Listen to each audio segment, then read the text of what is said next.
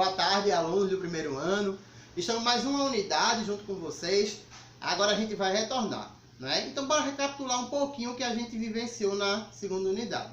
Nós vivenciamos Bioquímica 2, né? Relembrando. Entramos em célula. Aí trabalhamos a composição da célula, a membrana plasmática, as suas estruturações. Vimos o citoplasma e suas organelas. E agora a gente vai entrar nesta unidade no núcleo, né? Estudar o que é esse núcleo da célula. Qual a importância do núcleo para a célula, né? Existe um experimento de metameria, que é o seguinte, que é um experimento que um cientista fez, o qual ele dividiu essa célula, pegou uma parte sem núcleo e a parte do núcleo e separou. E ele viu que a célula, a parte da célula que foi cortada, que tinha parte do núcleo, ela se replicou. E a outra não se replicou e não teve funcionalidade, né? Entrou em apoptose. É como se fosse um falecimento. Então, isso justifica a importância do núcleo. O núcleo, ele é o centro metabólico da célula, certo? Onde acontece intensidade de metabolismo e também responsável pelo material genético composto por essa célula. O nosso material genético, que é o DNA, certo? Uma coisa que é bom vocês frisar é que numa célula, de forma geral, onde tem mais DNA e RNA.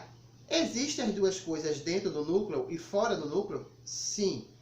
DNA, ele é mais abundante, ele tem maior quantidade dentro do núcleo. Não quer dizer que no citoplasma não tenha, tem também, certo? E RNA, ele tem mais no citoplasma e pouco no núcleo. Ou seja, mais DNA no núcleo e mais RNA no citoplasma. Mas ambas partes existem também esse material. Tá certo? Então, bora entender o que é o núcleo de uma célula, o núcleo celular. A função do núcleo celular é regular as reações químicas que ocorrem dentro da célula, ok? Fazendo o quê? Que eu falei? Metabolismo, certo? A segunda é armazenar as informações genéticas, nosso código genético, DNA, ok? Então, isso aqui que vocês estão vendo não é uma célula, é o núcleo da célula. O núcleo da célula, ele é formado por alguns componentes, ok? Do que ele é formado? Ele é formado por nucleoplasma. Lembra que o citoplasma é no intermédio da célula. Dentro do núcleo também vai ter uma parte como se fosse um citoplasma, que é o nucleoplasma, que é chamado de cariolinfa, certo?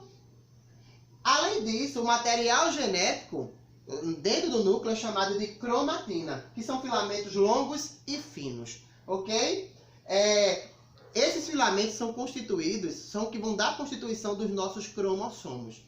Na verdade, a cromatina é um estado que o DNA se encontra.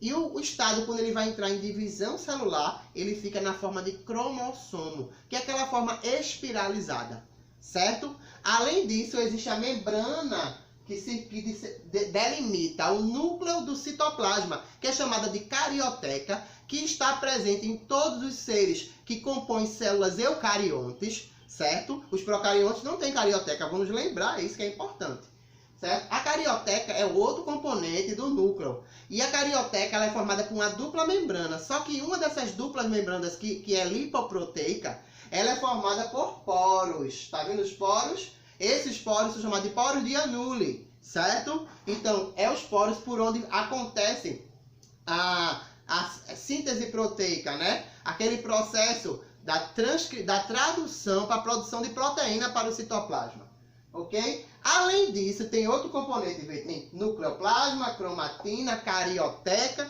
e tem o nucleolo, que é uma esfera, certo? Que é o nucleolo que é responsável, certo? Pela produção dos ribossomos, aquela organela que faz síntese proteica.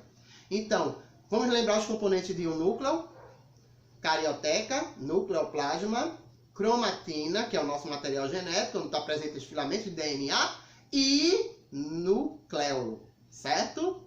Então, a próxima aula a gente vai entender um pouquinho da cromatina.